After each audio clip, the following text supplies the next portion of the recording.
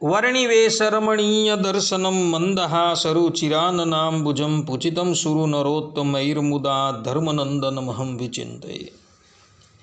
असतो मा षड्गमय तमसो मा ज्योतिर्गमय मृत्युर्मा अमृतं गमयः। ओम शान्तिः शान्तिः शान्तिः। अस्मद्गुरुसमारम्भां नाथयामुनमध्यमां लक्ष्मीवल्लभपर्यन्तां वन्दे गुरुपरम्परां।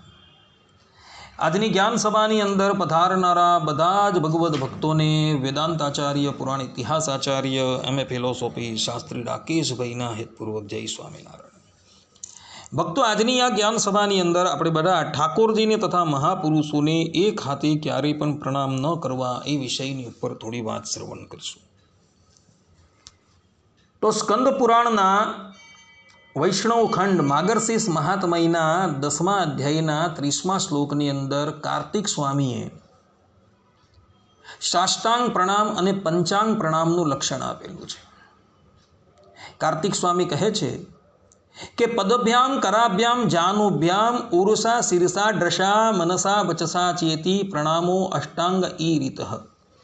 અર્થાત કે બંને હાથ, પગ તથા ઘૂંટણ, છાતી, મસ્તક, દ્રષ્ટિ, મન તથા વાણી, આ 8 અંગોને નમ્ર ભાવે જે ભગવાનના ચરણ શરણમાં અર્પણ કરવા તેને અષ્ટાંગ પ્રણામ કહેવાય છે અને પુરુષોને અષ્ટાંગ પ્રણામનો અધિકાર છે। પંચાંગ પ્રણામનું લક્ષણ આપતા કાર્તિક સ્વામી કહે છે કરાભ્યામ શિરસા દ્રષ્ટયા મનસા વચસા ચસઃ। અર્થાત કે 2 હાથ, મસ્તક, દ્રષ્ટિ, વચન તથા મન, આ 5ને ભગવાનના ચરણ શરણમાં જે નમ્ર ભાવે અર્પણ કરવા તેને પંચાંગ પ્રણામ કહેવાય છે અને સ્ત્રીઓને પંચાંગ પ્રણામનો અધિકાર છે। ભગવાનનો ભક્ત ભગવાનના મંદિરમાં જાય ત્યારે એણે અર્થાત કે પુરુષે ભગવાનને સાષ્ટાંગ પ્રણામ કરવાના છે અને સ્ત્રીઓએ પંચાંગ પ્રણામ કરવાના છે। પરંતુ એક હાથથી ક્યારેય પણ ઠાકોરજીને પ્રણામ કરવાના નથી। પદ્મપુરાણ પાતાલ ખંડ 79મા અધ્યાયમાં શિક્ષાપત્રી અર્થ દીપિકા ટીકા 56મા શ્લોકની ટીકામાં તથા નિત્યાનંદ સ્વામી કૃત સાંડિલ્ય સૂત્ર ભાષ્યના 2.2.15ની અંદર ભગવાનનો ભક્ત ભગવાનના મંદિરમાં જે 32 પ્રકારના અપરાધો કરે છે એ 32 પ્રકારના અપરાધોનું વર્ણન કરવામાં આવેલું છે અને ત્યાં સ્પષ્ટ રૂપે કહેલું છે કે એક હસ્ત પ્રણામશ્ચ તત્પુરસ્તાદ પ્રદક્ષિણમ। અર્થાત કે ભગવાનને એક હાથથી ક્યારેય પણ પ્રણામ કરવા જોઈએ નહીં, કારણ કે એક હાથથી પ્રણામ કરવાથી ભગવાનનો અપરાધ થઈ જાય છે।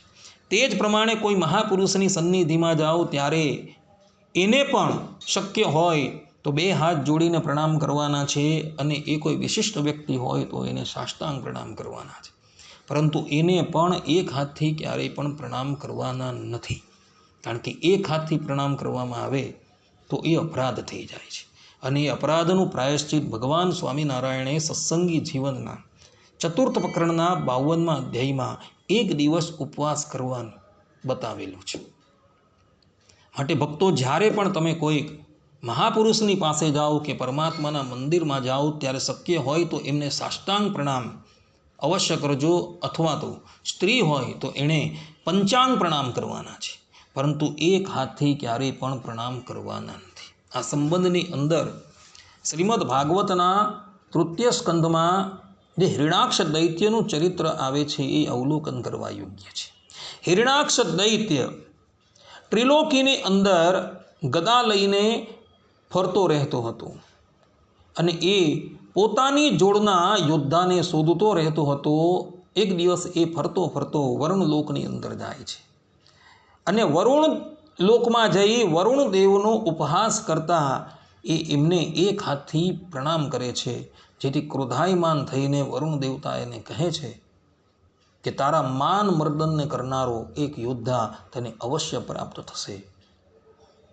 આ પ્રમાણે વરુણ દેવતા કહે છે ને ત્યારબાદ હિરણાક્ષ પુનઃ વરુણ લોકમાંથી વિદાય થાય છે અને ધરતી પર આવતો હોય છે ત્યારે માર્ગમાં એને વરાહ ભગવાન મળે છે અને હિરણાક્ષ અને વરાહ ભગવાનનું યુદ્ધ થાય છે અને એ યુદ્ધની અંદર વરાહ ભગવાન હિરણાક્ષનો વધ કરે છે માટે ભક્તો જ્યારે પણ કોઈ મહાપુરુષની પાસે જાઓ કે ભગવાનના મંદિરમાં જાઓ ત્યારે ભાઈઓ હોય તો એણે એ મહાપુરુષને 2 હાથ જોડીને પગે લાગવાનું છે અથવા તો એને સાષ્ટાંગ પ્રણામ કરવાના છે.